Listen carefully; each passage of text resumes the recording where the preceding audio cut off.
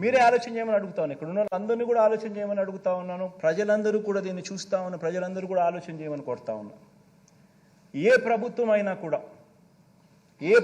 అయినా కూడా 5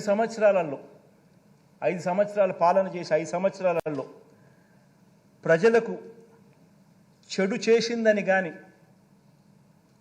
మంచి చేయలేదని కానీ మేనిఫెస్టోలో ఇచ్చిన వాగ్దానాలు అమలు చేయలేదని కానీ ప్రతిపక్షం నమ్మితే నిజంగా నమ్మితే అలాంటి పరిస్థితుల్లో అధికార పార్టీని ఎదుర్కోవడానికి ప్రతిపక్షాలన్నీ ఏకం కావాల్సిన అవసరం ఏముంది అధ్యక్ష?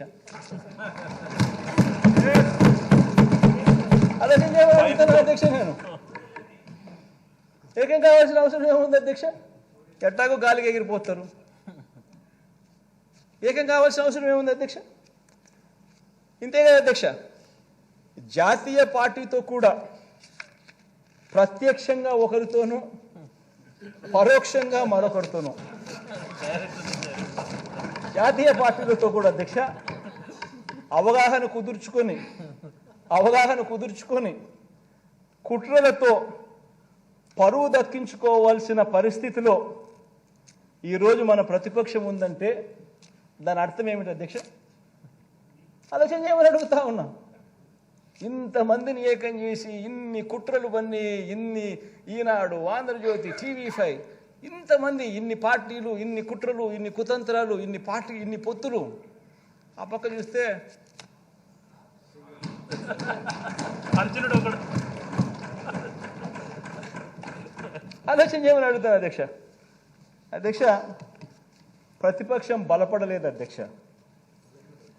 అభివృద్ధి చేసిన అధికార పార్టీకి తిరుగు లేదు అధ్యక్ష. దీని అర్థం ఇదే. అందుకనే ఇవన్నీ జరుగుతూ ఉన్నాయి అధ్యక్ష.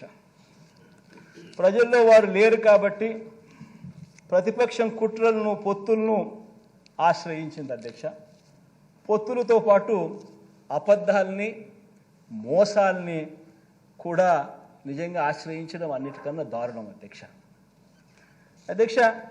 అందుకనే ఈ మధ్య కాలంలో చంద్రబాబు నాయుడు గారు కొత్త వాగ్దానాలతో కొత్త గారడీలు చేస్తూ ఉన్నాడు. అసలు ఎక్కడా లేని కొత్త వాగ్దానాలు అధ్యక్ష.